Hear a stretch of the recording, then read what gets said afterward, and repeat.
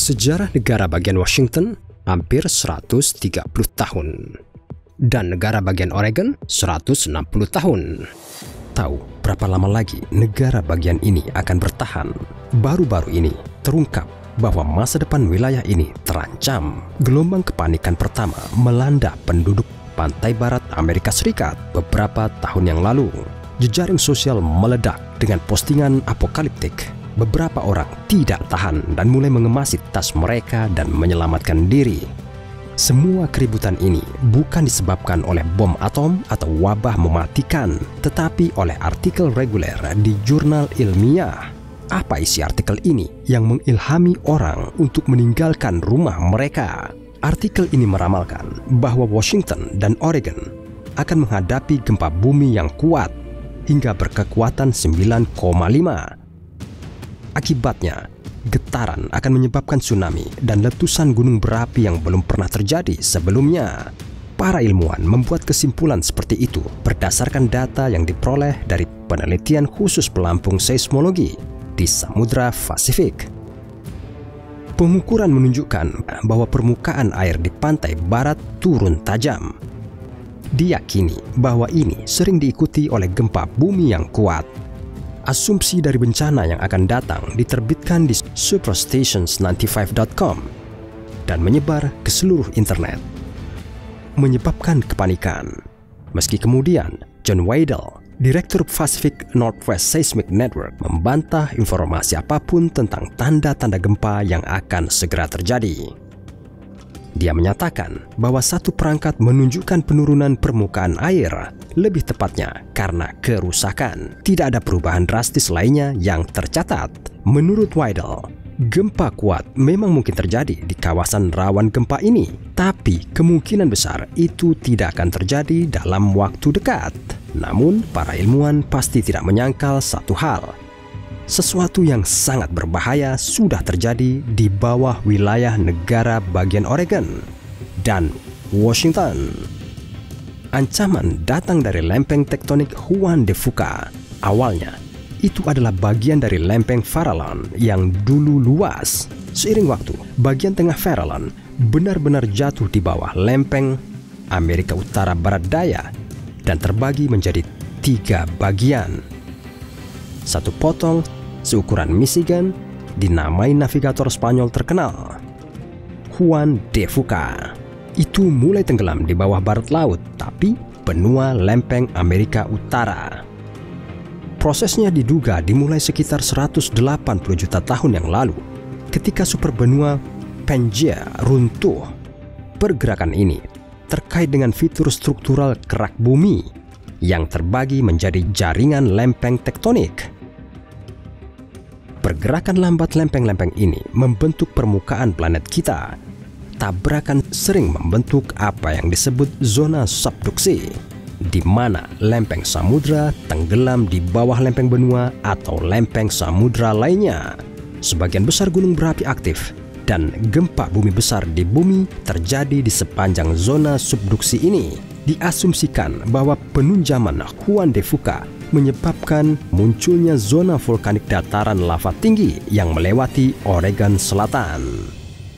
Kita bisa mendapatkan ide yang lebih jelas tentang bagaimana semua ini terjadi dengan bantuan eksperimen sederhana. Satukan tangan Anda dan pegang telapak tangan ke bawah menyentuh falang tengah. Tangan kanan Anda mewakili lempeng tektonik Amerika Utara, dan tangan kiri Anda mewakili Juan de Fuca. Tempat di mana tangan Anda bertemu adalah zona subduksi. Tapi kembali ke eksperimen kita. Letakkan tangan kiri Anda di bawah tangan kanan Anda. Itulah yang dilakukan Juan de Fuca, terus tenggelam di bawah lempeng Amerika Utara. Pada saat ini, tangan kanan akan mulai meluncur ke kiri tanpa sadar, seolah-olah Anda sedang mengangkat lengan baju. Namun, hal ini tidak terjadi pada lempeng Amerika Utara, karena lempeng tersebut ditekan dengan kuat ke Juan de Fuca. Dan sekarang, tanpa menggerakkan tangan Anda, putar sendi tangan kanan Anda ke atas. Jadi, tepi lempeng benua di bawah tekanan lautan membengkak lebih tinggi dan kian tinggi. Selama ribuan tahun, gerakan semacam itu telah menciptakan tekanan seismik di wilayah tersebut. pada tahun 1700 ini menyebabkan gempa bumi dahsyat dengan kekuatan antara 8,7 hingga 9,2 dan tsunami besar yang menghancurkan desa-desa pesisir di muara Sungai Columbia. Sejak itu, alam telah terasa tenang. Getaran umumnya tidak melebihi kekuatan 6. Tetapi para ilmuwan khawatir bahwa tidak semuanya setenang kelihatannya dan bencana tektonik nyata sedang terjadi di bawah tanah. Mereka menyarankan bahwa lubang menganga telah terbentuk di lempeng Juan de Fuca.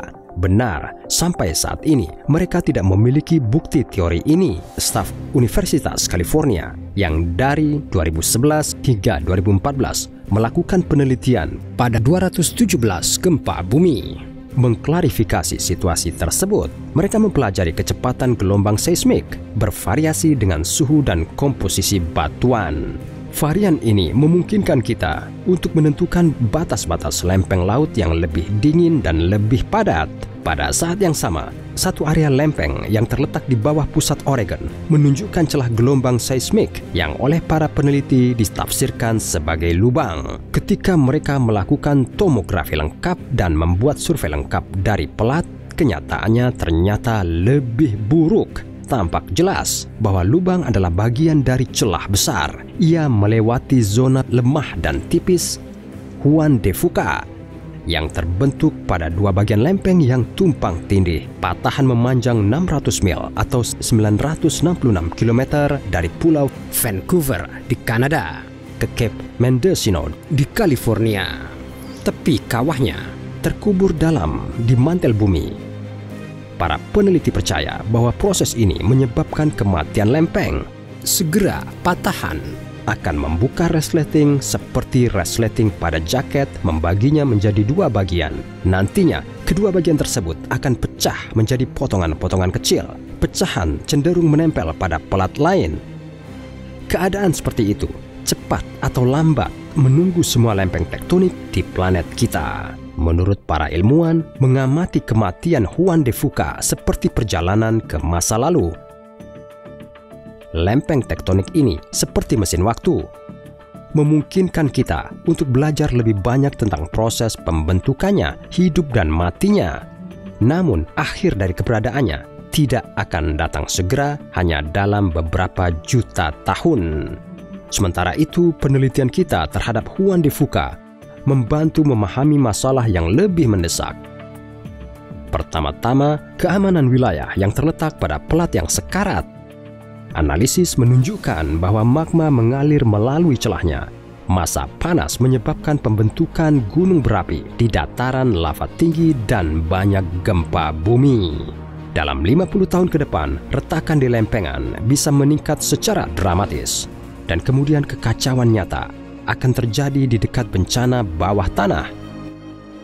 Menurut kesimpulan Komisi Penasihat Keamanan Seismik Oregon, gempa dapat mencapai kekuatan 8 hingga 9 poin. Banyak rumah tidak akan bertahan dari guncangan seperti itu, dan di rumah-rumah yang tersisa, semua yang ada di dalamnya akan hancur. Jaringan listrik akan mati dan saluran gas akan putus. Gempa tersebut akan diikuti oleh letusan gunung berapi. Jalan-jalan akan terbakar oleh api dan langit akan menjadi gelap dengan gumpalan abu. Kebakaran akan terjadi di mana-mana. Pipa-pipa utama air akan hancur. Bendungan akan jebol dan akan terjadi tumpahan material berbahaya.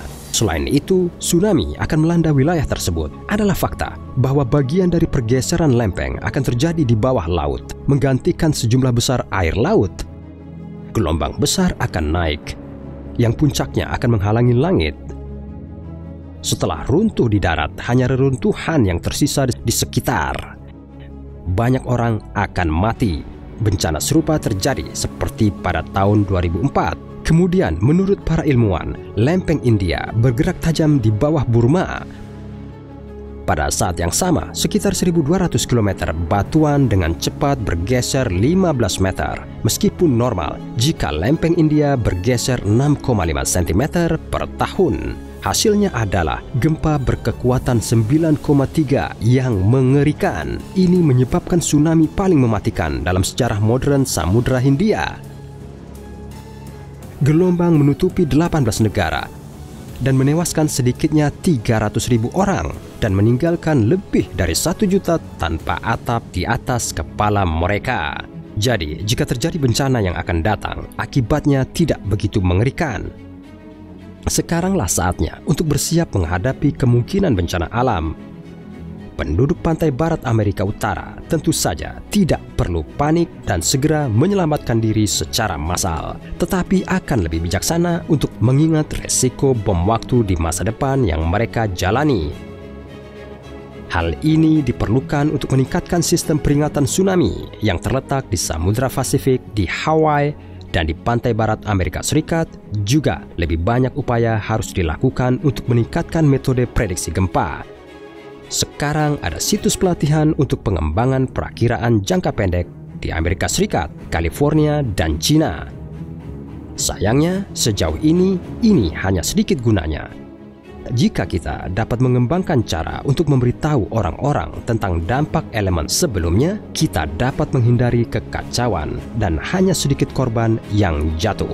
Ingat, Anda selalu dapat mengetahui tentang video baru tepat waktu dengan subscribe ke channel kami dan mengklik bel. Kita punya banyak hal menarik di depan. Ya, dan pastikan untuk memberikan acukan jempol jika Anda menyukai episode ini.